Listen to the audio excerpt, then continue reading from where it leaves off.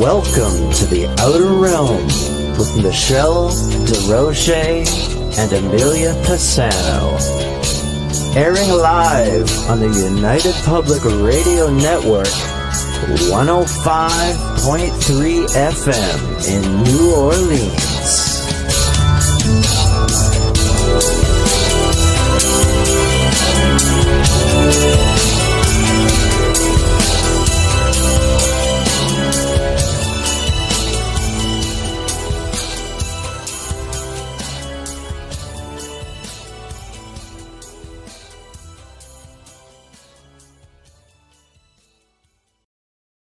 Good evening, everyone. Welcome to the Thursday night segment of The Outer Realm. We are broadcasting live on the United Public Radio Network 105.3 FM from the Gulf Coast and 107.7 FM from New Orleans. We're fully sponsored by the amazing people over at Folgers Coffee who have been a part of our journey for the last several years. So thank you, Folgers. We couldn't do it without you, nor would we want to. Also, thank you to Justin Snicker, aka Dr. Snick, the Sonic Surgeon, for the contribution of his music, his time, and his voice for the intro you just heard. He's an award-winning composer of Halloween, horror, and sci-fi dark wave electronic music, which can be found on any of your favorite music streaming platforms. Also, big thank you to Steve McGinnis, the artist behind our logos here at the show. Check him out on Facebook and Instagram. Also specializes in the horror and Halloween genre, but does amazing commission pieces of all types. So tonight, I've really been looking forward to this. Rowan Bo joins me from Australia, all the way over there where it's nice and sunny right now. Anyway, she's here to talk about her latest book, The Travelers, an experiencer's guide to extraterrestrial disclosure. And you know it's going to be good. You know we all love alien stuff and UFO stuff and contactees and including yours truly. We have Dolly, we have Preston, and it's going to be a lot of fun. So sit tight, hang in there, and welcome our guest, Rowan Bo. Hello. Hi, everybody. Hello. From Australia. All the way from Australia. I love it. Hello, Dolly. Hello. Hold on, just getting it. Hello, Polly. Welcome. And I love you too, Janie. Hello.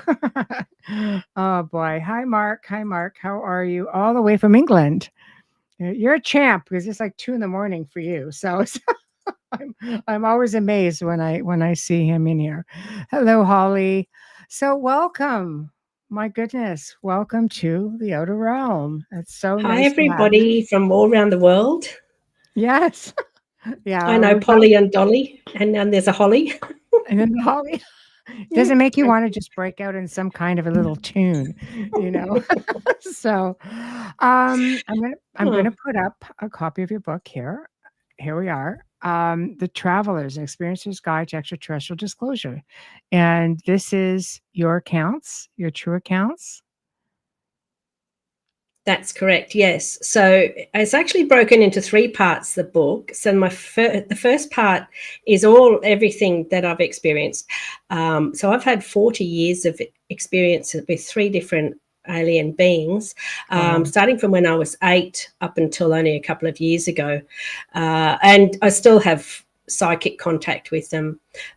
So then the second part of the book is trying to explain what is going on with ET and any non-human intelligence and what the government is trying to disclose and where we're up to with everything and what are UFOs, what are dimensions, all these sorts of questions. Mm-hmm. And then the third part is how to become experiencers ourselves through our own spirituality, excuse me, and expressing ourselves, manifesting, becoming psychic, all those sorts of things. So I've got exercises that I do and other people can easily do so that we can experience the higher realm ourselves, spirituality. So 3 parts. Wow. I love it. I love it. So because I always have nice experiences too. So it's always nice to hear when somebody else has nice experiences. So where do you want to start? I always like to personally ask about humble beginnings and when it all started for you and so on. So I was 8 years old and short, dark, hooded beings were coming into my bedroom and taking me out of my bedroom and nightly. And what they were showing me several things, but it was like a lesson. So that's how I took it. So Okay. they were showing me how they fasten time and slow time down. And that was their lesson. And they would drop me back into my room, and then they would spin my room. So I would be laying there when I was 8, and my room would be rotating top to bottom, like a CT machine. And it was a really terrifying experience. I didn't want to do it. I could actually feel when they were going to be coming. Nobody believed me, of course. And my sister remembers it to this day. Thank goodness somebody from my past remembers it. Yes. But when I've done my research for my book, I found that these 3 hooded beings have been reported for 2,000 years, and they're called genii cuculati, which is hooded spirits. And after I wrote my book called The Travellers, I was like, oh my God, they're time travelers, duh. So, so this is one of the non-human intelligence that is interacting with humankind for thousands of years. Yes. So well, being tall blondes. So yeah, and then I had the greys. So I've had the 3 different. right. So do you think, I mean, your theories, do you think you have, like, some of these beings you've encountered, do you think that they are planetary? Like, do you think that they're here? Much like when I think of the Greys, I think of the Ant people and the Hopi. And I'm sure that some of your Indigenous people may have similar experiences as well. I believe that everything's interacting with us. We've got all sorts of things. We've got spirits, we've got astral beings, light bodies, ETs, cryptids, elementals. We've got good and bad beings. So I think that's what I've labeled as the non-human intelligence, because for me, I think that everything is actually interacting with us. Yes. And we've kind of called it crazy. In that way, we don't have to deal with it. Do you know what I mean? No, and now it's time we're all dealing with this stuff. And it's like, let's just all talk about it. Let's stop with the whole crazy thing. Let's just go, well, hang on, guys, this is what's happening to us. And that's the whole point of my book, is to how people can come to terms with this stuff's interacting with us. There's thousands. I mean, if you think about it, the universe is infinite. So there's could be infinite amount of beings that have been interacting with humanity for ever since time began. Oh, and absolutely. I think they are helping to activate our DNA over a long period of time. So I think it's an ongoing program for them to be interacting with humanity.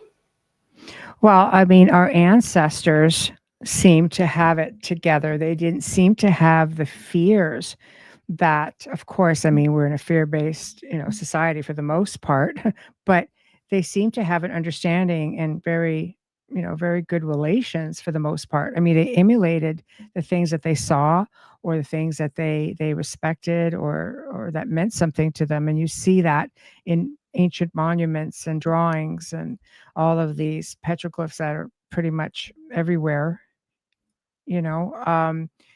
So why do you think that we all have this deep-seated fear of contact? I think it's a manufactured fear, personally, and I think that's one of the things that I've tried to talk about in my book too. If we embrace our spirituality, which is the other half of us, we've got material side and we've got a spiritual side. So we've got people who are having out-of-body experiences, near-death experiences. We have people who are psychic and all that psychic phenomenon.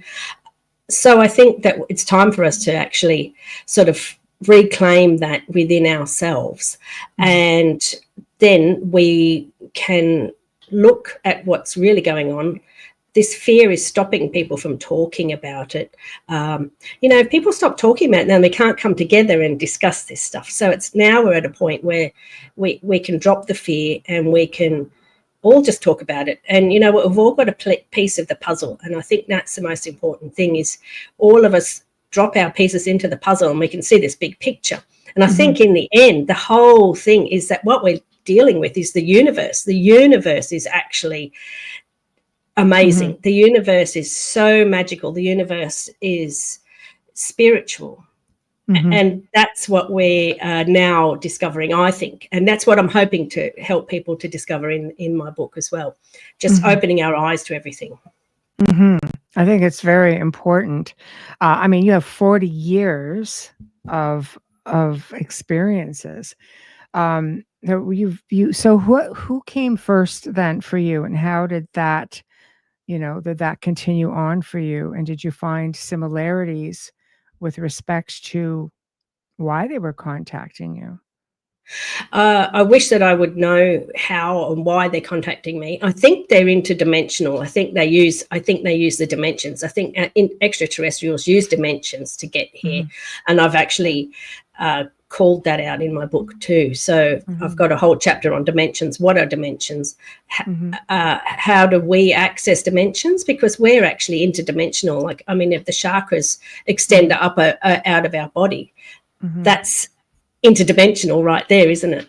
So we are interdimensional because we're spiritual. So I had the short, dark hooded beings. Call them what you will. I just call them that because I don't know how else to. I didn't have anybody to talk to about this stuff. I was just trying to figure it all out myself. Yes. Up until recently, Dolly was one of the first. Dolly Saffron and Preston Dennett were one of the first people who I contacted. And Preston actually wrote my foreword in my book. He's been amazing. And so is Dolly. So supportive. And just to kind of have those other people who understand what's going on. And then I had the tall blondes come into my life. So I had like 3 separate beings. And then afterwards I had about 20 years of the greys, experiences with the greys. So in the tall blondes experience, I know I've had experiences that I don't remember. I haven't actually had any hypnotherapy or any hypnotism to unlock any further memories. So that's important. I just want people to know that because this is just all my memories right now. I was awake every time something would come to me. I wasn't, asleep or drugged or anything. Yeah. So the second beings were the tall blondes, and I was able to fly the craft. They came to me while I was awake in the backyard, and they lifted me up into their craft. And 4 tall blondes, 2 male tall blondes, and 2 female tall blondes. And I think it had something to do with my DNA because they were saying to me, if you can fly this craft, then you've got this DNA. And I was like, as if I'm going to have that DNA. Yeah, right, whatever. So, of course, they sat me in front of the driver's seat, if you want to call it that. I can't actually recall exactly how I flew the craft, but I didn't have to do anything. It flew anyway. And so they said to me, oh, yeah, you're flying. And I'm like, no, I'm not. It's not moving at all because I couldn't feel it from the inside of the craft. So and they went, yes, you are. Because I was so short, they're so tall. They could see out the driver's seat. And I was like, well, I'm not flying. I need a booster seat. And they're like, stand up and look out then. And I could see the fields going underneath. And so that whole experience I was wide awake for. And however, I did wake up in my bed like, whoa, okay, what happened there? But then I turned the radio on. I turned the radio on, and there was a report of the UFO seen in that area that night. So that was like, whoa, okay. Even if I did wake up in my bed that in the morning time. That's great though. That's a really great validation. I had that all the way through. There was always UFO reports in that area. Reported on the news. And so I was able to actually go back and investigate those UFO reports as well. Yeah. Which, like I said, it's a great validation. Yeah. So how do you go from having, these type of experiences and end up having primarily experiences with grays after that? And I say that very loosely because, I think, you have different species, or shall I say races of grays, some a little bit nicer than others. And so they tend to get a little bit of a bad rap, as I think they get lumped in together. So what was it like for you? That's another thing I've really mentioned in my book. Like I believe that we look at their interactions and what they're doing to us, what are their intentions, and then we can figure out if they're good or bad. So I've actually listed things like that, if they're healing, teaching, helping us, then they're good, but if they're harming, lying, or controlling us, they're not good. So, if we pretend this stuff's never happening, then we can never come to terms with what they're doing. Yes.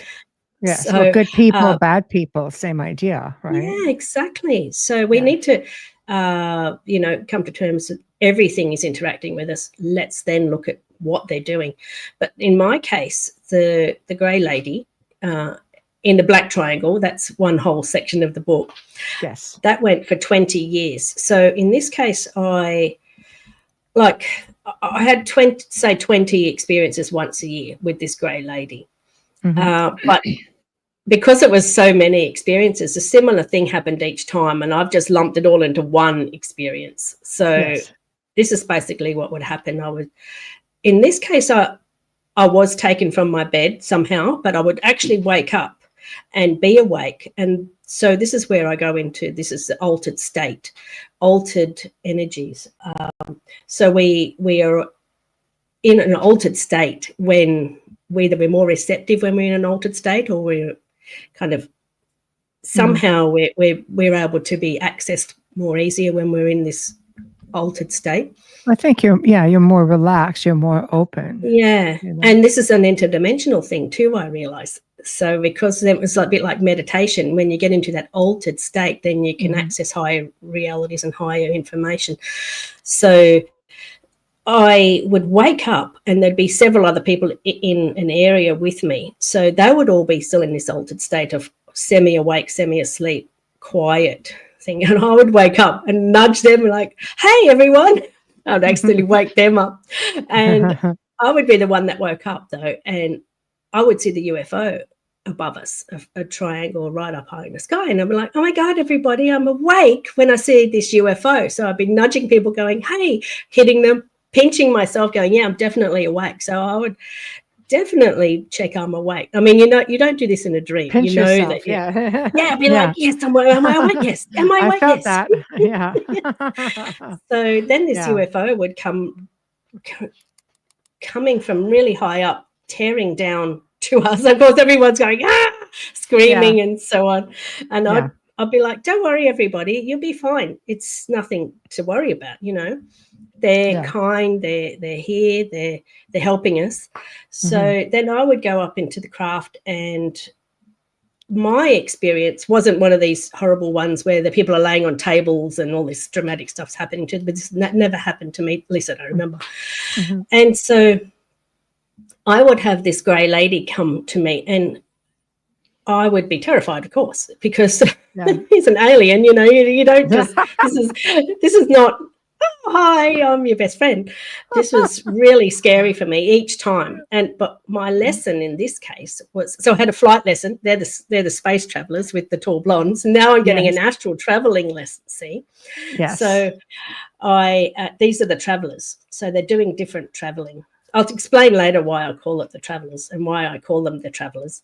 So in this case, I could feel the grey lady's energy. So her love would radiate from her being, and you could feel it like an aura, right, like from a distance. And my lesson with her is not to be scared of somebody being so loving.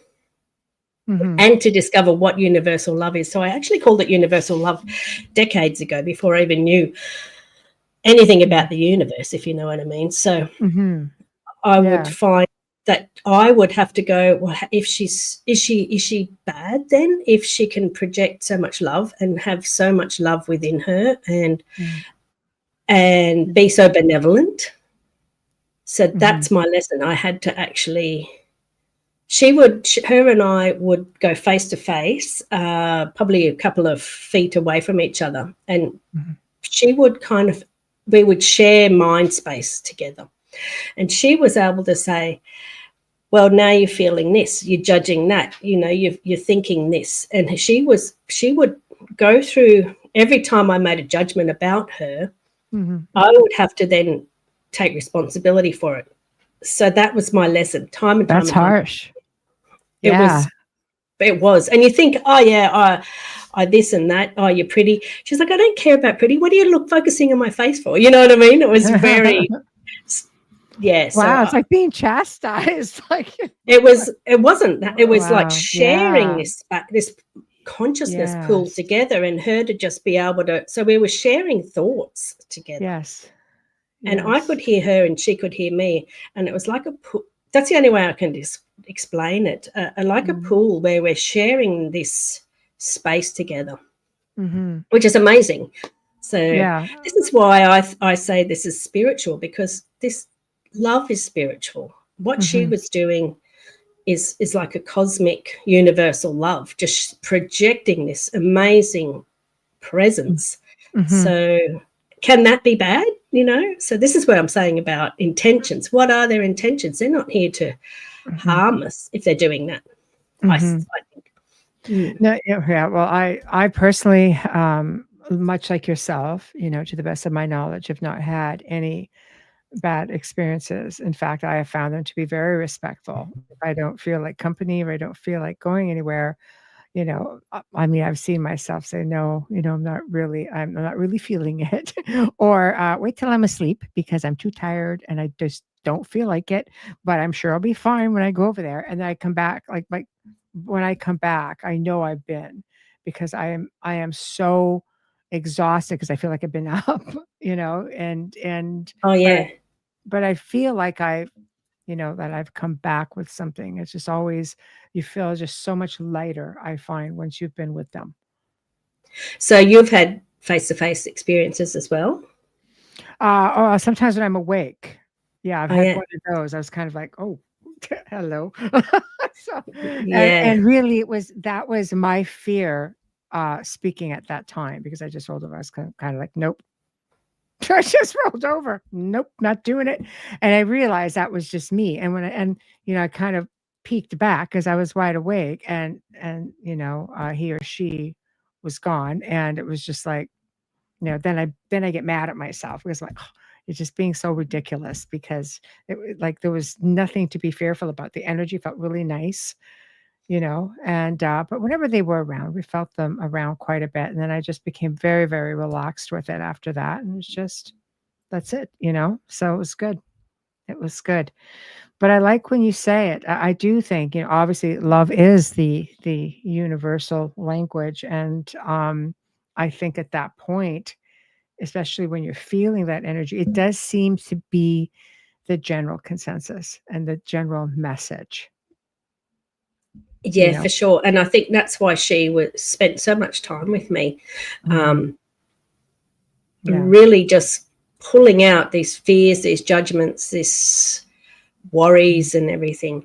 I mean, I was asked in another interview recently, was I being prepped to write this book and talk to them about them? I felt like even then, when I was taken up on board on the black triangle, mind you, I'd never heard of black triangular spacecraft. This is a new thing to come out. Back then, I'd never seen or heard about them, except in my own experiences. So these things, that back in the 90s, we didn't have the internet. This wasn't spoken about. There was barely any books out. Whitley Strieber's book, he has a very similar experience to mine, actually, and he actually saw the little dark hooded guys, and I believe tall blondes as well. So they must be all working in collaboration together. Yes.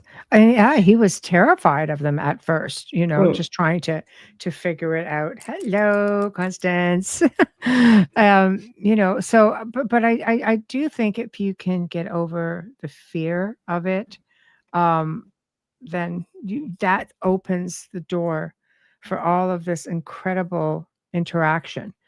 So I think you're missing out if you let your fear hold you back on it. I think it's also a choice, because everybody has a choice. We could all behave terrified and scream and kick. And that's, again, what I've said in my book. Where are we going to go with this stuff, guys? You know, are we going to bomb everything that we see or kill everything that we see instantly as soon as we see something without even thinking about what it is, just because we don't know what it is, or that it's, you know, or that it's good or bad? How do we're going to see, this is our new reality. This has already been happening to us. It's just that we've all been suppressed and repressed and embarrassed and stigmatized and called crazy and be shut down. Yes. No, that's exactly right. And when you're younger, I mean, oh my God, that's not something like, I mean, my family was pretty open-minded about things, more so as I got older. But when I was younger and a lot of different stuff was happening, even on a paranormal level, okay, well, that was like the family secret. You just couldn't talk about it because people would think you're crazy. I'm like, what the heck? Yeah, we are. If we're all seeing this stuff, come on now. You know, but in later years, we were all like, oh yeah, we'd see this stuff all the time. Oh yeah. Like I'd see a craft outside. We didn't have satellites back then. I'm aging myself, but that was like the 70s, 80s. I'm thinking we didn't have all the satellites that we do now.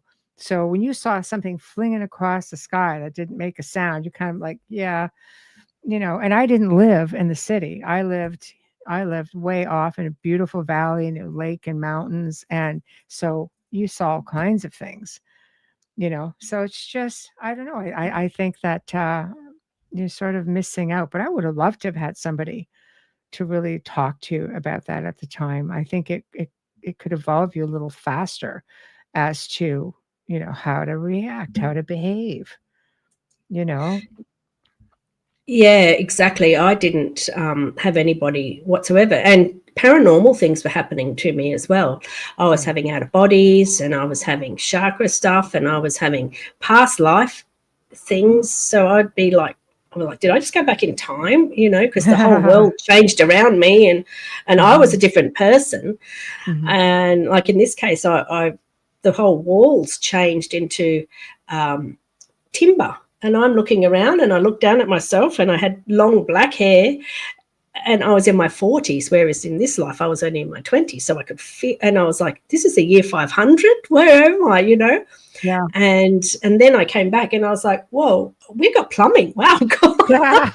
You know, I could, So Yeah. this is but what also I've identified in the book, and I'm not saying I'm a chosen one or anything. I hate that whole business that I'm more special than anybody else. No, it's wrong. I believe we're all here together. We're all experiencing stuff. And I've even said that, like, this is for experiences of all kinds of phenomena. This is just not extraterrestrial, because there's so much going on. It's all connected. It really is. And so, but what I do have is I remember past lives. I remember my past lives. I remember pre-life, and I remember early life. So I think this memory thing, maybe this stuff happened, maybe ET comes to lots of people, but so many people forget, and perhaps I just remember. So this is what, whether they've come to everybody and I'm the only one that remembers, or, you know, not many of us remember, or maybe they come to me because I remember. Yeah. I wish I knew. Yeah. I get whatever the reason is. I mean, I think it's an honor in some ways to be, you know, habitually visited and to have them want to work with you, you know. I have some questions. You'll notice I'll flash comments, but Polly has a few things that she's asking. So one is, hi, Ro, did you understand better your experience after you went through the deep meditation? Oh, she's probably talking about, I went to Mary Rodwell, and I said, look, I've got 40 years of experience. This is not go. There's no way I'm going to be hypnotized and go through 40 years of what on earth happened. Yes. So I did a Zoom meeting with Mary Rodwell, and she just went into a deep meditation with me to unlock and unblock any blocks and locks that I might have had. So since then, I was already writing my book, so that took a whole year, like that was 12 months of me writing that. So I was researching and writing every day. And in the middle of the night, I'd wake up at 3 a.m. I must write this stuff. So that's why I think I was getting downloads and help and guidance and dreams. And don't forget about this. So I'd wake up going, oh, my God, I must write this now while it's there. So yes. When she says, did I remember, what was her question exactly? Anyway. Did you understand it better after going through this deep meditation? I don't really think I understood anything better because everything was already there. I only unlocked and unblocked a couple of memories to do with a couple of experiences that I had missing time off. So I was able to, I've written it all in. I can't go through, I can't tell you the whole book. I can't read the book out, but, and 40 years of experience, you can't just download in half an hour sort of thing. So yeah, exactly. Yeah. So Constance is asking, did you write about your pre-life in your book? Yes, I did. Yes. So I've called it the starry universe. God is the starry universe. If you want to know what that is, it's in my book. Because everything's stars and everything is out there. And when people die, they report just being in this starry universe, which is heaven, and they can travel and they can go everywhere. And the heaven's in this realm as well. So that's what I remember. I remember being in this starry universe during a pre-life, and then just sort of hanging out as you do. And then also when I've had an out-of-body experience, I was in this realm as well, like in this starry. I was looking at nebula, and everything's beautiful. So this is reported by not just me. So this is, I think, when we get into the altered state of dying, shall we call it? Yes. Well, we can just go everywhere. We can just be everywhere. And, we're part of the universe. That's the main message, I suppose, is us to just experience the universe. It's so complicated and so amazing. I think it's to help us remember who we are, where we come from, that we are really one, and we all are a part of something so much greater, Yes. And, I mean, what do you really, go back to normal life after being an experiencer? I had a lot of my recollections. It, like, as an adult, and everything started happening again. I started remembering, going, oh, this is what was happening when I was littler, right? That I just, didn't talk about it. So, and my grandparents, and it all started connecting the dots. But once the light went off again, it was just kind of almost like a sense of utopia. It was just like a whole different type of a connection. To be something, to connect it to something so incredible was just. I think that we are all connected when we're born. Kids are so much more open. Kids are so much more wanting to discover the world. They want to know what everything is. What's that bee? What's that flower? What's that animal in the ocean? All this sort of stuff. So I think we kind of get dumbed down. We get kind of pushed into, no, that's not happening. No, that's not right. You don't remember these things. This stuff's not happening to you. Stuff happens to kids all the time. I've had a friend who, one of the experiences, she used to be able to tell people everything. She was so psychic, and she had to dumb that down because she was terrifying people.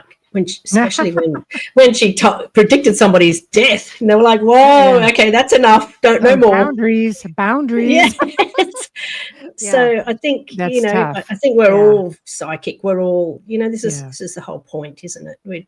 We've some institutionalized, some fear-based, something that stops us, something that's pushing us down, something that's making us forget. And I think now we can just go, you know what, forget it, guys. I'm ready to come to this new world. Let's just move into it, guys. Yeah, because it feels great. I'm going to jump over to Polly's third question before I get into the second one. Why do you think it was so important for you to learn how to fly the craft? I think that they were just looking at, well, there was several things that happened.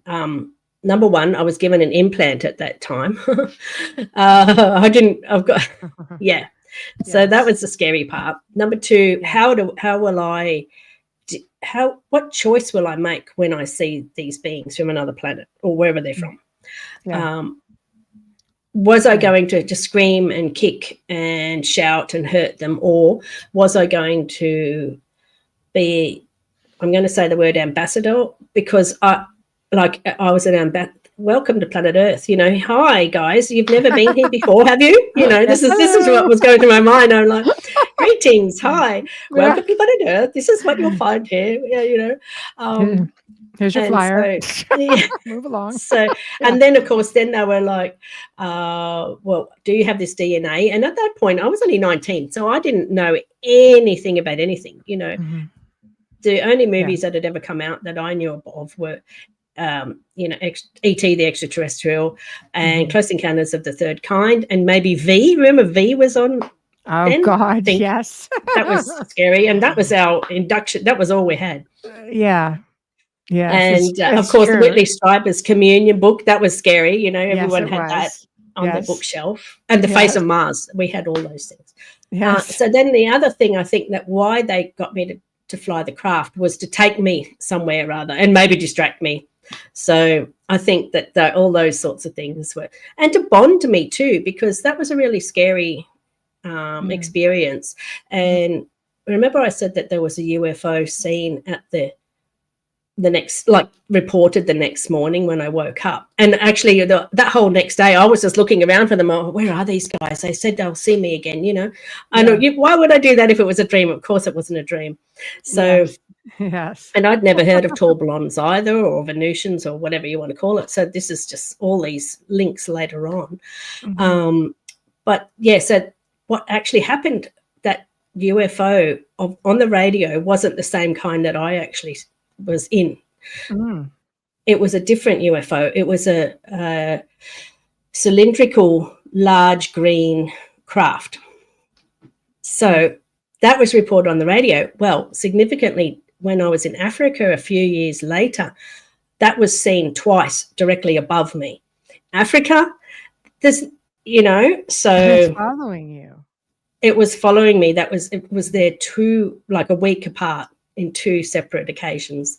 So these tall blondes obviously had something to do with that, and were obviously following me, because in between those two experiences, when I was over in England, there was a disc-shaped craft above our car for miles and miles and miles and hours and hours and hours as well. And that's the missing time that I had. That, coming back to Polly's original question, I was able to unlock that, and they were there then. So I think there's a sort of breeding program that they have, because I had missing fetuses as well. So, that's no wonder I'm like, my brain was like, oh my God, your question was, when did you change? Well, I was always changed. This has never been anything not weird and freaky in my life. This has just all been weird, Well, every experience changes you realistically. So in that we don't know what's going on. Material world is not all that there is. There's just so much more going on. Oh, we know nothing here. Nobody's giving up the information freely. Let's put it that way. As far as, having something concrete, unless they're, just look at everything that's going on right now. Scientists are fearful. Who's the craft over the planet? It's like, oh, for Pete's sakes, or somebody saw a little tiny dot in the light in the sky, and they're like, oh my God. Well, wait until you see these big things that follow you around the place, Yes, exactly right. All right. She's also asking about the painting behind you. The painting. That's Gustav. Under the tree. Yeah, that one's Gustav Klimt, and my uncle painted that one there. See if I can. So there's a face in the sky. He passed away before I was born. Oh. My grandfather was a minister in the Church of England. That was his son, my mum's brother. So that's a beautiful. I think it's gorgeous, amazing, beautiful, and that's good. Yeah. Yeah. So, so, Thank you. yeah, very nice, very nice. Um, so as your experiences, progress, obviously you are on your journey and you're meeting other people. And I mean, what took you to that next step? Did you just because I mean, I look at Australia as being this place, like the whole planet, ancient lands and such, but you are in this place where you're fairly isolated compared to, let's say, North America, with this large stretch of land that they can pretty much, come out of nowhere. And they have a lot of experiences down there. I mean, there are up-teen amounts of experiences throughout Australia, New Zealand, and the southern, part of Africa. It just seems to be in a really good spot where, like there's just a lot more activity, I guess you can say. There is two places here, or more than two, perhaps, that may have US. I'm going to say they do have US. Well, at least one has a US base. Yes. In the middle of Australia, in the middle of wherever, called Pine Gap. And when you draw where I was, a line to that was exactly the direction we were traveling in the tall blonde craft. Just saying. So I'm like, oh, what? So this is another question that you have to ask. Do humans have contact with these things, the US? Who knows? This is just all us trying to figure it out, isn't it? Because no one, like you say, no one's coming out with any answers. I mean, I personally think they do, just from people that I've worked with over the years. I definitely think that they do, and they would have the means to be in communication, and they definitely wouldn't tell you about it. It's like on a need to know basis, and we, the common folk, don't need to know. So, even though they're doing it to us, and we're the ones that are dealing with it. Yeah, exactly. So, I think it's founded a good founded question. So I'll tell you why I called the book The Travellers. When I was on board with the Tall Blondes, they said to me, so have you got any questions? And I said, well, yeah, where are you guys from? And they said, we're travellers. And I'm like, no, you're misunderstanding my question. I'm like, what star planet are you from, guys? And they were like, we're travellers. And I was like, what does that even mean? It was like, that's all you need to know. We're travellers. And it took me distant long. So that was when I was 19. I'm 53 now, almost. Yeah. And I'm like, travellers. And that's where, after I wrote my book and I called it The Travellers, I'm like, duh, astral travelling, space travelling and time travelling. So that's what I think, that they're literally in the interdimensions. They're just travelling around. They're coming here. It's like Doctor Who. Just go everywhere because you can. Yes. It's funny that they're just so vague, Yes, that's what I thought. I want too. to know which planet, which star system, guys... which dimension, which, yeah, but I didn't know anything about it. I thought they were going to. I thought I'm never going to remember anyway, because they'll just tell me Cassini, bloody something somewhere else. You can't even pronounce it half the time. Exactly. Yeah, unless you're Dolly. Just interestingly, they did speak English in articulate. It wasn't only so no language barrier. That's fairly interesting. Yes. So this is the whole point. Like, what's actually going on? And this is why I dedicated 1/3 of my book to what is going on, because what is going on? And there's so many theories. So I listed as many theories as I could think of. Blow everybody's minds, Yes. Well, I mean, Jim has a good point here as well. What I find hopeful, that visitors are often seen around nuclear weapon systems and make them inoperable. Such visits are well documented, but not mentioned during the congressional committee meetings. No, I thought that they were. They talked about that, the first one a few years back. Yeah. And they pretended that they didn't know anything about it. And the other senators like, well, hang on. Yes, we all know about, I can't remember what the name of it was now. Yes. Yeah. Kayson is asking, can you describe the inside of the craft? So inside the tall blonde's craft was a rectangular craft, and it was like an open deck area with 2 swivel seats at the front with the drivers, where the drivers were. I can't remember the other side so well, and with my memories, I try not to guess at things. So if I am guessing at something, I don't like to say it. So I like to just have those pure memories. I don't want to make stuff up. I don't want to confuse anybody.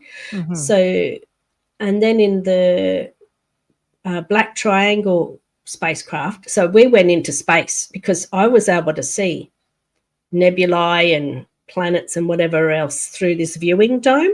Mm-hmm. And I talked to another guy, one of the only person, I was looking out for this viewing dome when people were talking. Have you seen the viewing dome? No. Okay, fine. So finally I came to somebody who'd been in the viewing dome, and they actually dropped the ET dropped the windows. So he was sort of like out in space. Wasn't really, but you know. Yes. And I said to him, this is Don Anderson, so he's a well-known contactee. And I said to him, was it spiritual or was it material? Like, was it space? He said, it's all the same thing. I'm like, oh, my God, that's the answer that I've been looking for. The starry universe is the spiritual universe. Yes. Yeah, that's deep. That's deep. Yeah. You know? Yes, exactly. So you basically... We'll jump ahead a little bit. You know, you've been having these experiences. They've been continuing. Where do you make the decision where you say to yourself, you know what, I think it might be okay to talk about this? Like, were you connecting with people before the book to say, okay. Oh, yes, I was. Oh, you were. Okay, yes. So only a couple of years before. I've actually done a lot of people's testimonies. I said to people who I know from UFO Research Queensland here, could you guys write some testimonials for me about this, or this, you know? So they did, and I've included them in the book too. But what happened I think it was the 13th of February, the day before Valentine's Day, I remember, of 2022, I got like a 3 taps on the foot. I never had to worry about this before. And they said, wake up, go outside, take your phone, get some photos of UFOs. So I photographed this light going across, and I reported it to MUFON. And from then onwards, I saw thousands probably of lights in the sky, flashing weird directions and all sorts of doing weird things. They were coming over my house. I'd be getting downloads. So it's sort of like, wake up, time to wake up, time to actually. So it was like I got activated, for want of a better word. And I actually had sleep paralysis at that time too. I've listed all these things in the book. That's terrifying. I have experienced that. Yeah. And there were 2 greys overlooking me, one taller and one slightly shorter, I remember, 2 males. And they were like, why is she panicking? And the other one was, this is in their thoughts. And they said, that's because she can't remember seeing us when she was awake before, even though I was in sleep paralysis. But I knew I was awake. So this is this altered state thing, again, that we talk about. And then they did something to me, and it was really kind of like, oh, what are you guys doing? I don't know. And they were trying to distract me by asking me questions and things. And then I woke up again, you know, and you sort of like wake up, well, but what I woke up with them pulling the blanket on or pushing the blanket off or something to me. The blanket wasn't on me before, and it was on me after, this sort of thing. So it was like they were like, activated, done. And so from then on, I was like, whoa, okay, I had to talk about it. I had to catch up with people. I discovered UFO Research Queensland, and basically I haven't shut up since. Yeah. So that's good. So you found your people, basically. I found my voice and I found my people. Yeah. Yes. So. Yes. And you're learning that, you know, do you find that, have you met people who maybe have been encountering the same races of beings that you've been encountering? Because sometimes people who connect end up on the same ship together. Oh, well, I haven't had that per se. Dolly, Saffron and I have talked about, you know, very similar things. She's obviously got way more memories than I do, but mine are, like I said, just memories as well. but yeah, no, I haven't experienced that part of should I say, being, finding people on the same ship. Although I did have a dream an experience one night. I call it dream as if it was a dream, and I said, and then it was one of the guys that I worked with. He was there, and he and I both looked at each other in a funny kind of way the next morning. And then, but you can't say this sort of stuff to anybody back in the day. So yeah, it's like, Anyway, so yeah. So downloads, because I relate, I've had them. What kind of information are you given? Like, what is it like for you? It's sort of morphed into more when I have a dream now. Yes. I have these very specific information coming through, and that really helped me writing the book, and still helps me to this day. I get these insights that are amazing.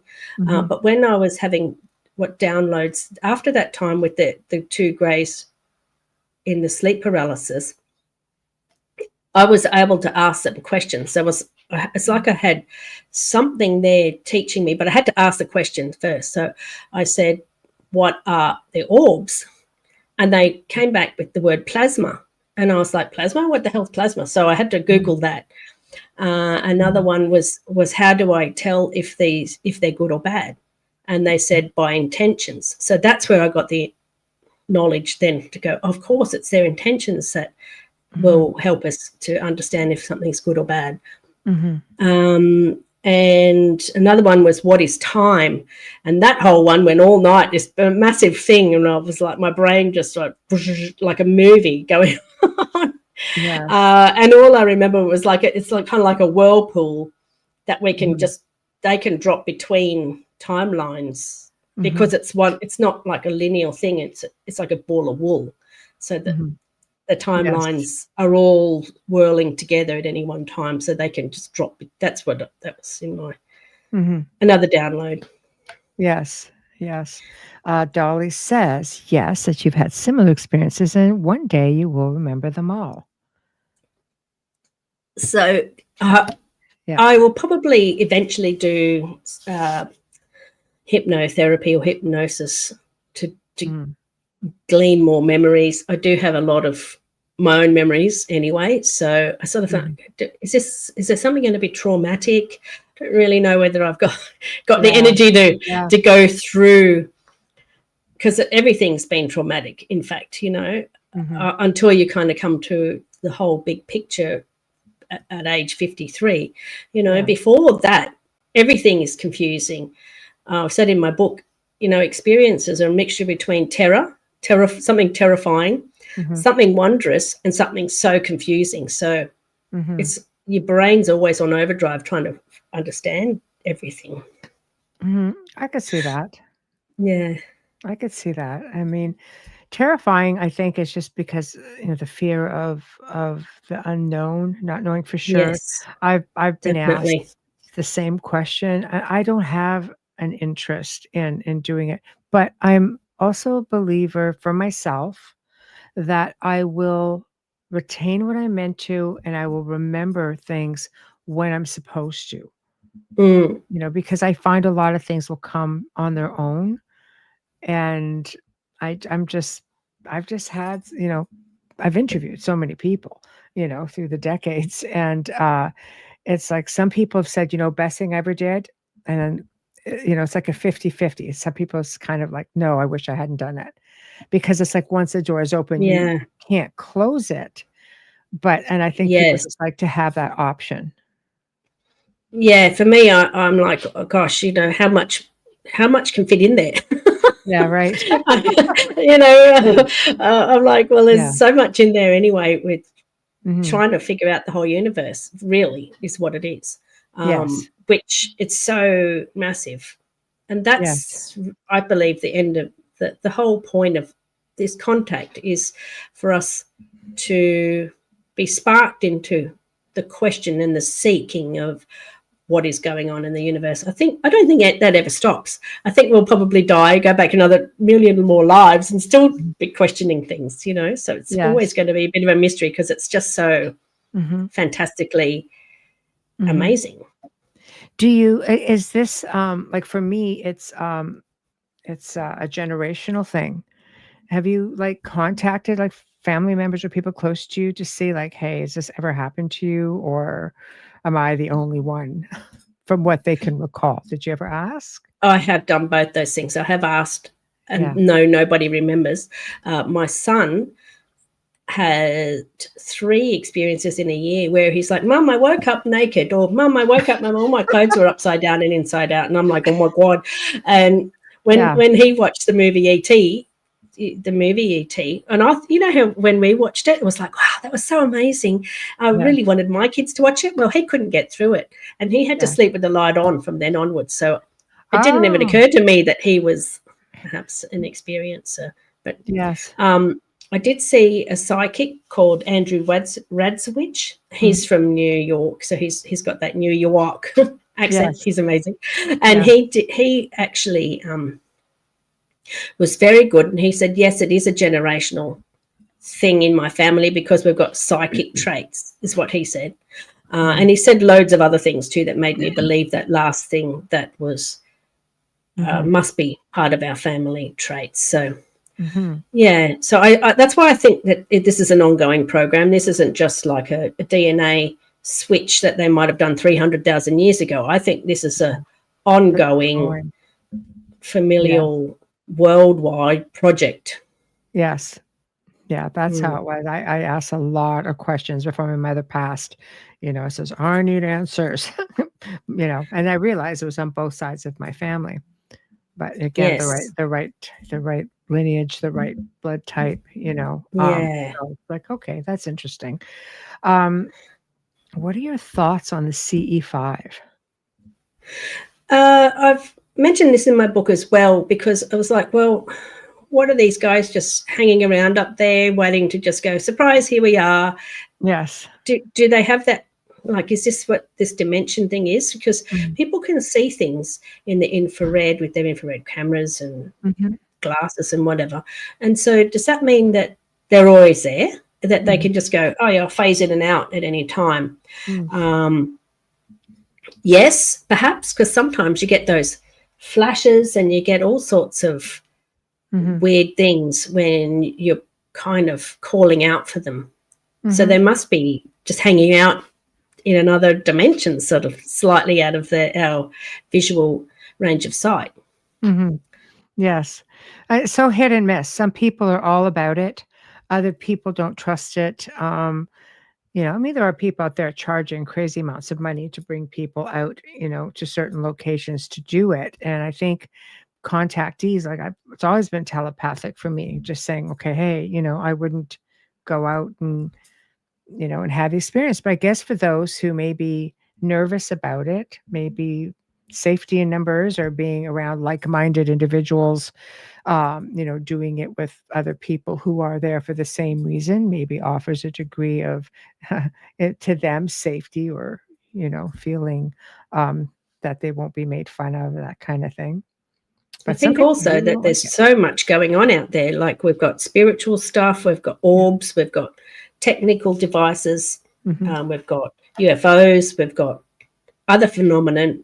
Like, that's why they call it UAP. It's unexplained aerial phenomenon. I think it is. Could be anything. Yeah. So what are they actually seeing? These lights in the sky, are they some sort of orbs that are consciousnesses, or are they just spheres or whatever? We just this is where we're guessing at what these things. We still call them unexplained, unidentified. True enough. So you help people now. You help people. I think this is helping people. Yeah. Yeah. Just talking about it. Trying to, because I've had so many experiences, and because I've sort of had the opportunity now to meditate and to contact the grey lady and to go, what is going on, and getting ideas and getting thoughts and getting higher self information. you know, because everything is accessible when we meditate, and when we get into that altered state of, then we can get all the information, and we can remote view and everything. So this is helping people by helping themselves. I can't do it for that person. Everyone's got to just go inside and get their own, activate their own skills and gifts, because everybody's is different.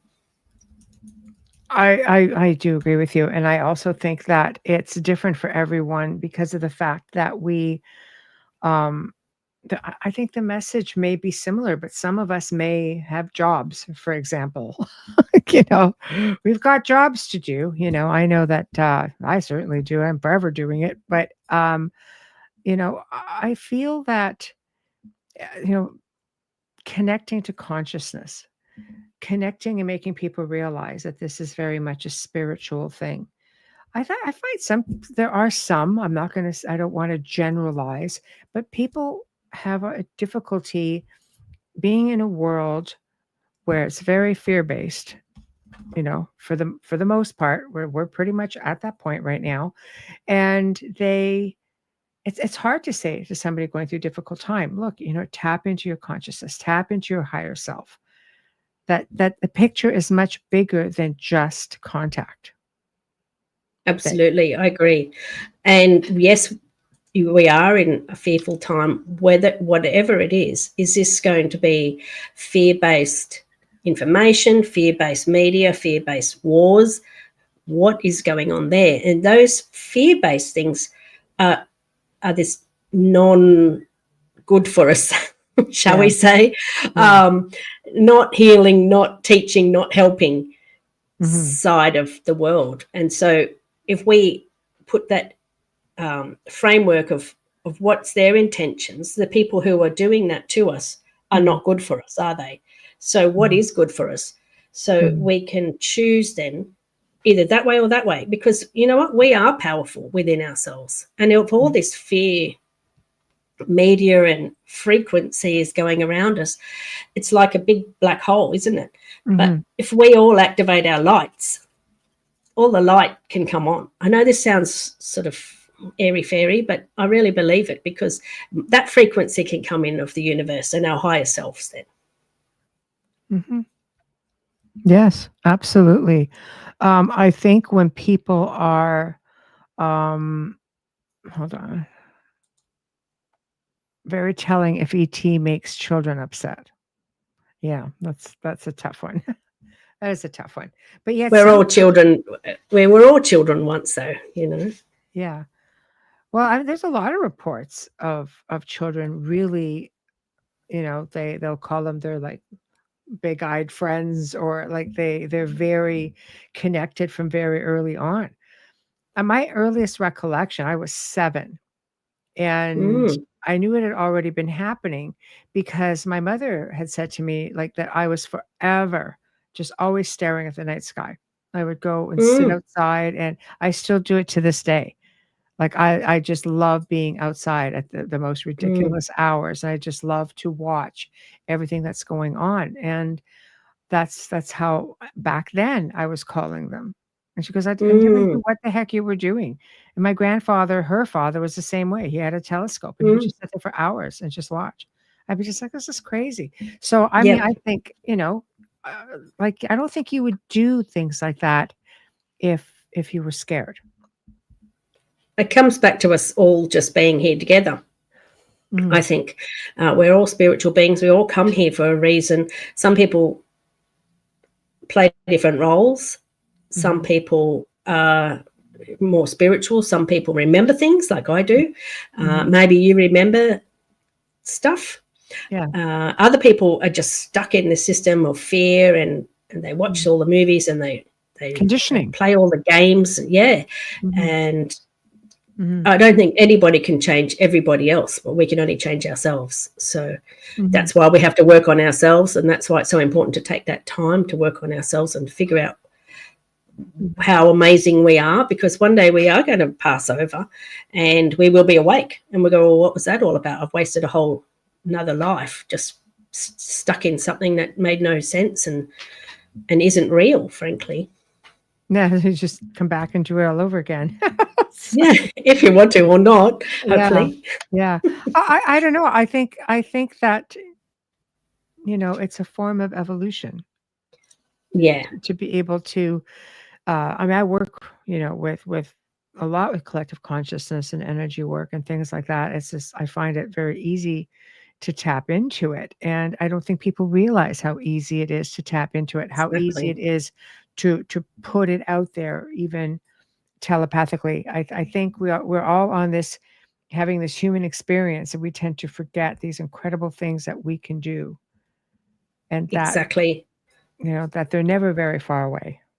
And I think it comes down to a choice again. So what am I choosing to do with my life? My life is going to be about helping myself, and then therefore, by extension, help other people, because I'm learning about this stuff. Mm-hmm. And I'm getting, I'm becoming aware. And that's why in the third part of my book, I've written all these exercises for just to spark people to go investigate what are chakras, and how to remote view, and how to be, write things down, and to become aware of these tools that we can use, and that's at our disposal, and that's our true self. Mm-hmm. And learning that, to trust in the things that you're hearing, especially from your higher self. I just don't think people know what they're supposed to be doing, or how they're supposed to be doing it. They hear a voice, like, how do I know it's not my own voice saying it? Yes. How do I know I'm getting a real message? I think a lot of it is Yeah. lack of education on it. And that's where I think that we're coming to a point, hopefully, that we can educate ourselves. For whatever reason, we've had no education on spirituality. Yeah, we've had religious education, but that's fear-based as well. And I really like what you said there, because I think that, we can come to this point where we can develop these things and teach each other. Yes. Through our own experiences. Yes. Yes.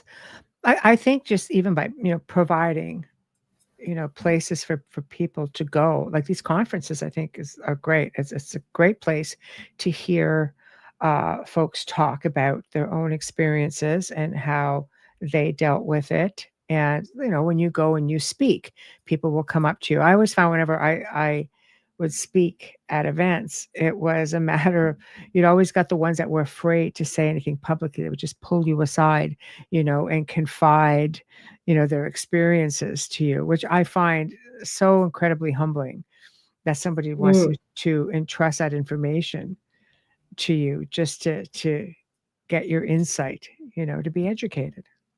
I've actually just started a small group, and that's probably just going to extend, but I've just I invited a few like-minded people and say, please invite those other like-minded people and bring them along, and we just book a cafe and we'll go and talk. And people can just share each other's insights and experiences, and then one will be over there next, and same people might go over, and some other people might go over. So I've just started my own, I don't want to call it support, because I don't want people to go there but but everybody's got those spiritual skills. Some people know how to do hypnotherapy. Some people are other therapists. Some people are Reiki, instructors. Other people are this and that, whatever. So some people do numerology and whatnot. So I think that, we can all help each other if we all can connect. So I think that's really important. It's about this connection again. And us, again, coming back to the light bulbs, all of the light bulbs coming on. And by us having, being able to connect, then we can share it. We can share our own experiences. We can share our own information. We can connect with others, and so it can grow that way. I think it's important, because I would have loved that growing up. Me too. Yes, I think a support system, especially when you're dealing with folks who may be way on the outskirts, in a community where this isn't the thing. This just is not a thing. You get these small towns just right out in the middle of nowhere. And there's quite a few of them. Not everybody's in the city. And I see it a lot in the paranormal field, because there's so many television shows about it now. There's more and more coming out with UFOs and experiencers coming forward and telling their stories. But you have those people who really don't have the opportunity to step outside their lives or their homes, and the only way they ever see anything like that is from the comfort of their living room, and that's it. And that's not always the proper information. You're not always, at least in the paranormal field, you're not always getting the right information by watching, some of the paranormal television shows that are out there. So, does the same thing apply to people who are just watching, getting any little bit of information they can from television and thinking, oh, this is the way it is? I've actually touched on ontological shock or existential shock in my book, and just said, look, try and connect with like-minded people. Go to a meditation group, try and find a UFO group, try and find some groups online that you're not alone. Mm-hmm. That's the most important thing, because I know I felt alone for so long until I connected with people of my own experiences. Mm-hmm. And we're all able to then just be ourselves. We don't have to explain ourselves and to feel silly and to, put the words, sorry, this might make me sound crazy, in front of every single sentence that we say. Yeah. And having people like yourself who we can discuss this stuff without having to sound crazy, because we're all on the same wavelength. We're on the same page. We all want to help other people. Mm-hmm. Well, I mean, when you started going through it, did you think you'd get to a point where you'd be doing something like this, because you've written this book on your experiences, thinking, God, everybody's just so into this? No, I was never going to write a book. And it was funny because when Andrew Radzowicz, who did my online psychic thing, he said, if you keep going down this path of UFOs, then the whole world will kind of open up for you. You will just keep on going and going and going. And I had, this is one of these decision making, like a choice again. Okay, do I stay in a marriage that I'm not allowed to talk about and I'm getting made to feel crazy, or do I continue this path? And I just thought, you know what, this is a path I can't help but continue on. So I just continued on the path of UFOs. I know it sounds crazy. No, not at all. Sorry, I just had to throw that in. Think about where you are. Yeah. But I just started on that path and kept on that path. And it's the path that's happened to me. And this is authentic stuff that's happened to me. It's not, why would anyone want to make this stuff up? It's, of course, you don't want to make it up. People do call you crazy. I've had 2 marriage breakups. Thankfully, I'm with an amazing person now. Who helps me get on this path and is supportive. And, you do need people supporting you around you. If you're getting made to feel crazy, that's not fair from people who should be supporting you. It's, trying to find somebody who can get their head around the crazy, because I think, from the outside looking in, do you have somebody that's like, okay, so she's being contacted. Am I safe at night alone in my bed? Because there's a whole other fear there. Like, if they're not familiar, let's say somebody's going to go see Rowan talk, and like, oh, things happen, you connect up your friends, or you have a relationship. What about the random guy? Let's say, just say you're in the looking mode, or somebody like you is looking for that special somebody, and somebody who's never heard of you, somebody's never heard of this ever happening. That's a pretty big pill to swallow. Yeah, I think that's why worldwide we have to come to terms with this stuff's going on. I know. I'm catching it from you, Ro. Sorry. And I do think that as a world, we are having to come to terms with this stuff's going on. I mean, the US government is having, I think it's on the 9th of September US time, more hearings. I just shared something from Trump saying that orbs and UFOs were around. Just because the mainstream media is choosing to be on that fearful side, shall we say, and not talk about this stuff doesn't mean it's not going on. And so it's a big pill to swallow for people to discover this stuff's going on, to come to terms with it. You know, this is ontologically shocking for the whole world, because the whole world has pretended this stuff isn't happening. We've all been silenced for since Roswell, probably.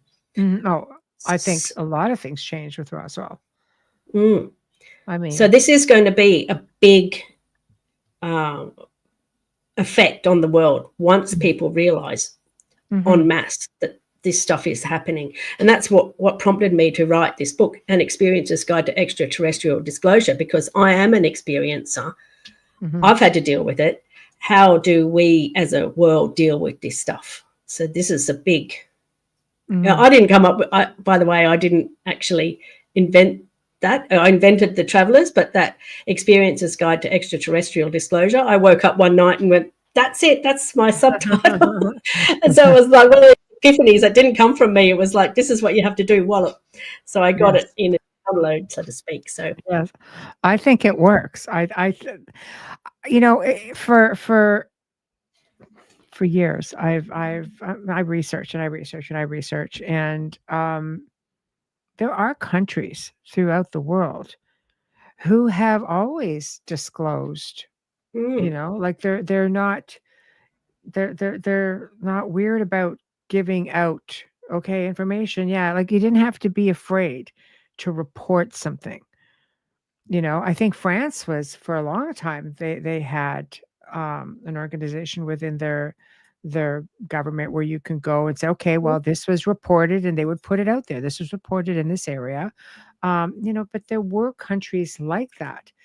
And I think somewhere along the lines, it's just became this taboo where, no, we're not going to talk about it. And everything hinges on the United States. Well, I mean, what about all these other countries? There's so many of them have said, no, our pilots see them. Our pilots see them. We know this is happening. You know, especially when you're looking at even soldiers from World War I and World War II. And there were these deathbed confessions because they were never allowed to say anything before. And on their deathbeds, they're saying, okay, this happened, and I want to get this off my chest because I'm dying. And there were all kinds of stories. Yeah, exactly. And, you know, they've had the Men in Black or FBI, CIA, whatever, putting people, like I even saw a quote the other day. It was something like, the dead can't talk. So that's a big thing, a big fear manufacturing thing where people have had their lives threatened. Bob Lazar, he had thing like his birth certificate deleted, I think, you know. They're going to make you disappear in one way or another. This is a big campaign. And this is, again, us waking up and saying, is this how we want it to be? Because there's just a tiny percentage of people, or other people might say they're reptilians. I'm never going to say that word. I'm not, that didn't come from me or anybody other than humans. I think this is humans manufacturing this fear.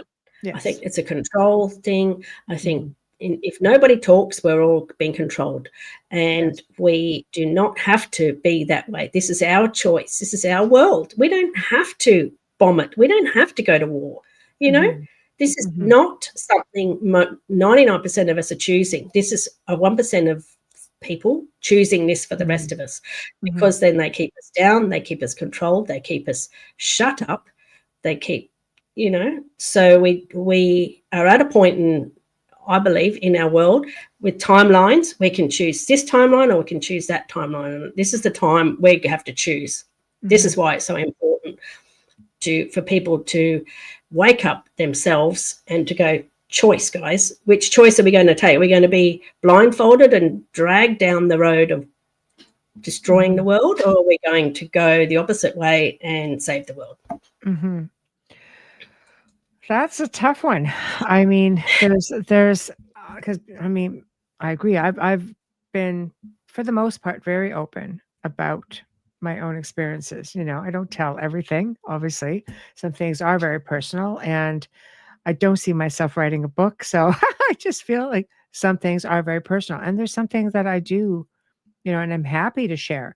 Because I think once you put yourself, and Dolly will say the same thing, when she made the decision to just come out and start talking about it.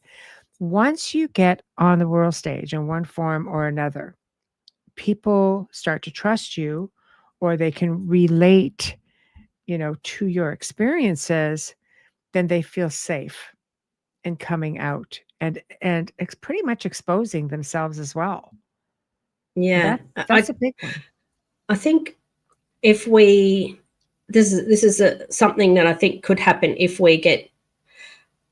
when we get contacted by benevolent ET. If we don't, I personally don't think that we as a whole should go, they're gods again, because I'm sure it happened before. No. This person is a god. That person is like I call it the Messiah complex. So this person will solve everything. No, we need to stop doing that. This president will be the best thing that ever happened. That president will be this leader, that one, so on and so. Everyone's putting their power into something else other than themselves, and this is where we have to stop doing this. Like, don't give your power away. Essentially, don't give your power away. You are powerful within yourself. Yes, you can make the best life you can. You can manifest your own life. I've written how to manifest in my book. We are part of this universe. We are all part of the universe, whether you're a demon or an angel, So what are we going to choose? This is all about choice, I believe. This is a big choice factor. What am I going to do with my life? What are we going to do with the planet? Where are we going to stand on the world stage when these UFOs and aliens or whoever else that you want to call them is going to come here? Because this is a big choice. But they'll help. I mean, I've been a planetary light worker, energy worker for years, and I'm often just directed in how to do something or to do something. Most of the time, I don't even remember after I've done it. They'll guide you. You just find yourself instinctively knowing what you're supposed to do, and you do it. Yes. That's your higher self, I think, too. And yes, that's what we all can have access to. Yes. And how to have access to it. Yes. And plus the universe is helping, because you get synchronicities and signs, and you get directed, and you get all sorts of amazing miracles happen completely by accident.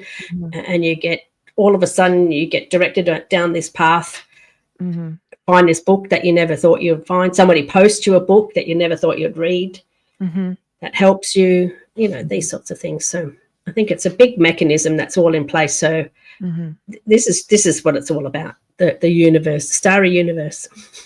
Yes, absolutely. She goes, yes, the universe, the all mind, the guides.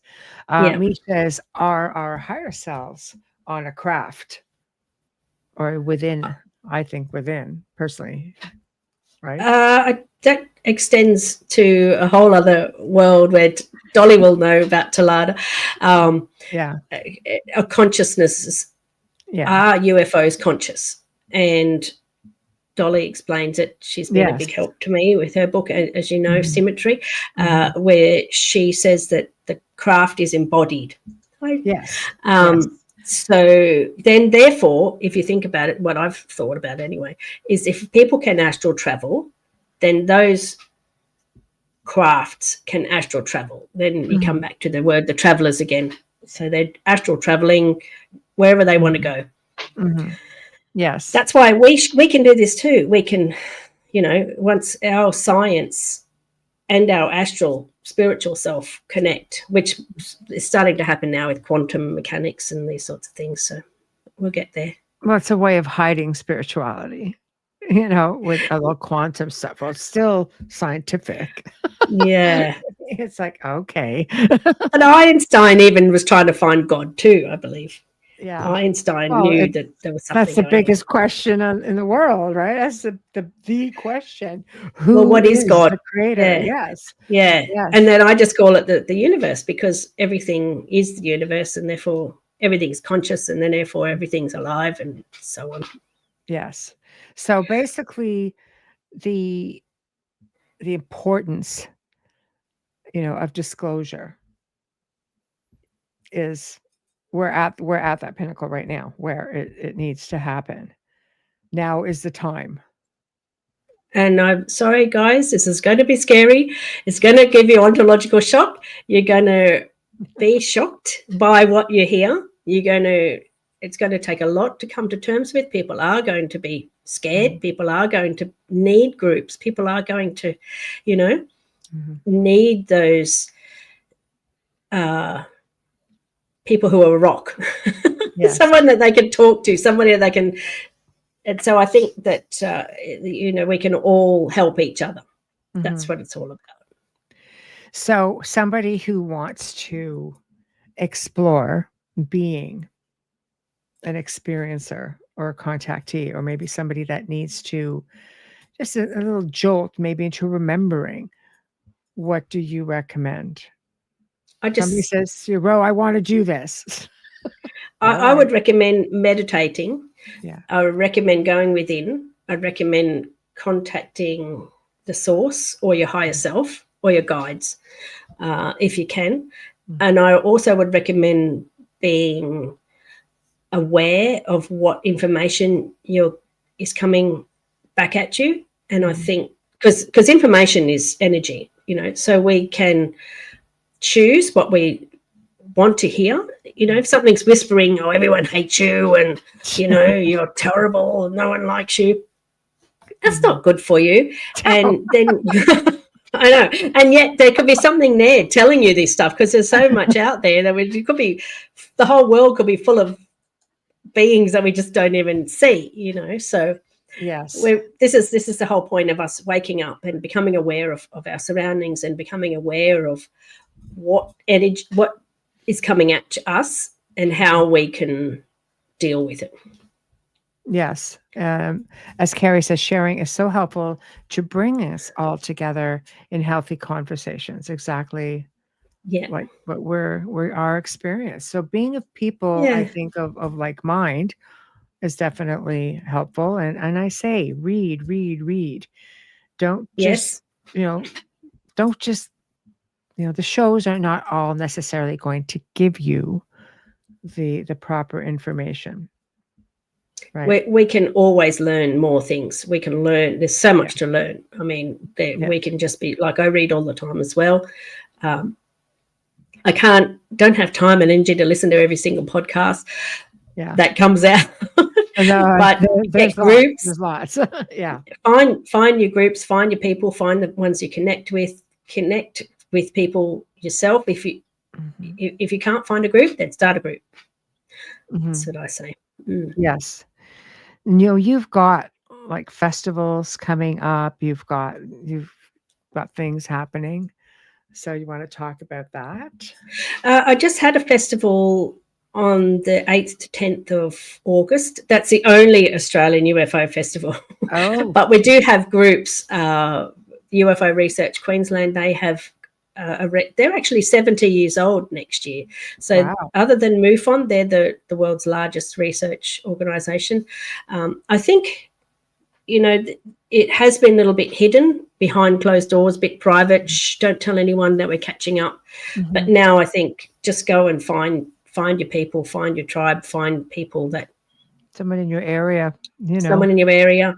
Yeah, I'm creating these cafe groups further north of Queensland, and Facebook invited everybody I knew, and I'm like, what's it doing? I wanted to try to and I've got people from overseas all of a sudden joining, and I was like, well, thanks universe, I guess that you have to, now it's time to spread the idea that, so we only have one UFO festival in Australia. I know America has loads of them and they're really big over there. So well, they're everywhere for sure. Let's talk a few minutes, since we're slowly getting up there. Manifestation. I've been able to do it for a long time, and what I realized was what you're thinking is not what might happen, or should I say what you're thinking will happen, but what are you thinking? So what you have to manifest, I just get a book and I write out every perfect thing that I want, not just, oh, I don't want this to happen. No, I write what I do want to happen. I want it to be positive. Mm-hmm. Here's what I need. I need to have a workplace that has a really pretty area to have lunch in. I need to get paid what I'm worth. I need to have good people. I need to be respected for my merits. So these are the things when I'm manifesting a job, for example, or what do I need in a car? I need it to be safe. I need it to be this, have good brakes. To be specific. So be specific. And then once it's left my brain onto the page, it's out there in the universe, and the universe can do whatever it does, which it does, and it can come to you, and that's how you manifest. It's very simple, but you have to know exactly what you want, and you have to actually be very specific with what you want, and never say never. Always say yes. Always say it will happen. And then I think if you thank the universe and you say, right, it will, thank you, universe, for sorting that out for me. That's all you need to do. So the showing gratitude. So and then it's already going to happen. It's already there in the future. You're bringing it to you. That's a lot easier said than done. Some people, I think that's just one thing that people struggle with. You know, sometimes it's easier. You just I find if you could just do it off the top of your head, bam, bam, bam, it's done. But if you put too much thought into it, it could work against you. Yeah. So the universe will bring you anything you're thinking. So if you think, I want this, I want, all you're doing is wanting, you're getting what you want. I say, what do I need? I need this, and then you get what you need. Yes, which is a whole different thing. So needing. That's not key. Wanting. Yes, like I want $1 million in a house by the ocean isn't going to cut it. No, and you have to do things to make that thing happen. So what do I have to do? I have to I want a great job. I need to maybe do a course to get that job. You know, I want a house. Well, maybe I need another job to get a house so I can afford the payments. So these are the things you have to do. Everyone has to do stuff for that future event to happen. Yes. Well, easiest way to remember if you're a contactee or not. Let's say you're having your dreams. How do you know it's a dream? How do you know it's an experience? For me, I've always been awake. So, and then all the reports came afterwards. So the UFO reports come afterwards. So I was able to go, oh yeah, gosh, even if I want to pretend this stuff's not happening, you get forced to have to remember it because it's happening in real life as well, because I got those UFO reports. So that was how I was able to cement it in reality. Yes. I love it. Okay. So let us know now. So your conference is over. So how can people find you? Do you have anything else coming up? And I've got a book launch next week where I'm going to do a book signing. I've got a few more interviews coming up, so people can always find me. I have a Facebook group on Facebook. I realized a couple of years ago, no one's talking about this stuff, so I might as well just be the voice of it. You know, I'll be the girl. So that's called UFO/UAP Disclosure Australia. Anyone can join, doesn't have to be that. My email is ufo.radio@proton.me, so anyone can contact me. I can help in any way. So that's fantastic. Well, guys, come on. The link will be in the write-up as well, where you can buy the book and reach out to Rowan. And I'm sure you are definitely doing the circuit, so you are ready to go and open for interviews and so on. Yeah.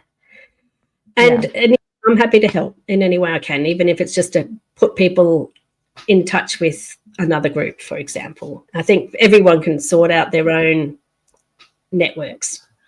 Cindy, hello. Where can we find reports, UFO reports, or on your website? I don't have a website. No, I'm just a little person. I'm not that,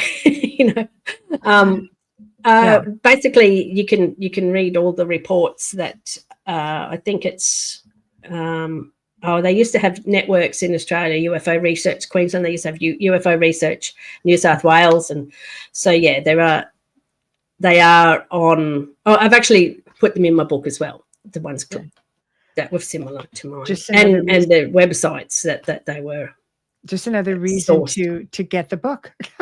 Oh, well, yeah. Thank you, everybody. I will put it up right here. There we are. Yeah.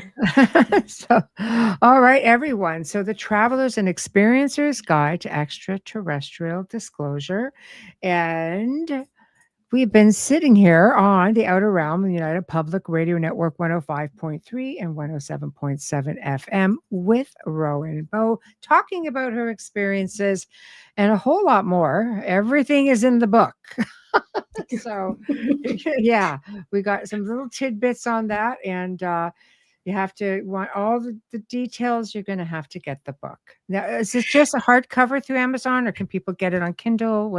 People can get it for no money on Kindle Unlimited. I think it depends on also what $7.99 Australian to get just normal Kindle audio, not audio book, sorry, the Kindle version ebook, and I think it's $30 Australian to buy a soft cover, the paperback. So there's something for everyone. If you don't want to wait for shipping, then you can get an ebook or you can get a Kindle version. Yeah. Fantastic. Thank you. Yeah. Oh, it's been a pleasure. Thank you so much for hanging out with me tonight here in the Outer Realm and talking about all of these incredible experiences that you've had. And everybody in chat room, thank you all for hanging out with us as well. Thank you for your questions and your comments. New faces and old. We love and appreciate all of you. Tuesday on Beyond the Outer Realm, everybody, Philip Mantle, all the way from the UK, joins me, and he's going to be talking about his latest book, Pascagoula Uncovered: Witnesses, Files, and Audio Tapes. Yeah, it's going to be awesome. And Wednesday, we're going to have a total brand new guest with us, talking about, also from Australia, ironically enough, and Elsa Dillon. And she's just been so delightful, and I'm really looking forward to hearing her stories, because she and her family have had experiences for such a long time. And she says that they have been in contact with over 400 different beings through experiences and channelings. And oh my goodness, it's just really incredible. Thursday, still up in the air. So we're going to have to wait to see when I put up my weekly lineup for that. But as you can see, there's going to be a whole lot of UFO talk, at least on Tuesday and Wednesday. So thank you all again for tuning in. Have a terrific weekend, long weekend, I believe, in Canada and the US. So be careful on the roads. And the kidlets go back to school next week. So, careful. Anyway, have a good weekend. Have a good holiday. And we'll see you next week. Good night. Bye, everyone. Thanks for everything.